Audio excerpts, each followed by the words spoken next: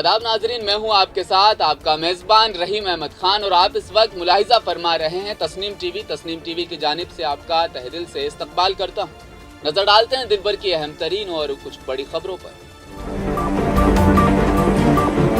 नाजरीन, उत्तराखंड में एक और इलाकाई पार्टी का कयाम अमल में आ चुका है। सहाफी से सियासतदान बने और फिर एमएलए उमेश कुमार ने एक नई पार्टी बना ली है। उमेश कुमार ने उत्तराखंड जनता पार्टी के नाम से अपनी इस पार्टी को कायम किया है। उमेश कुमार ने बड़ी तादाद में कारकुनों के साथ देहरादून में लॉर्ड वेंकटेश वेडिंग पॉइंट पर नई पार्टी का आज ऐलान किया। अवाम को बताया तो उन्होंने ये कहा कि मैं आप तमाम मौजूद सहाफी भाइयों और अपने दोस्तों को बताना चाहता हूं कि मैंने सियासी मैदान में कदम आगे बढ़ाया है और एक इलाकाई पार्टी बनाई है जिसमें पूरे उत्तराखंड के तमाम 13 अजला के नौजवान, खवातीन, सियासी मैदान से वाबस्ता मौजूद लोग भी शामिल हो रहे हैं। आखिरकार उमेश कुमार ने उत्तराखंड जनता पार्टी के नाम से अपनी पार्टी का आज कयाम कर ही दिया है। उमेश कुमार के मुताबिक वो उत्तराखंड में नई सियासत के उरूज पर आए हैं।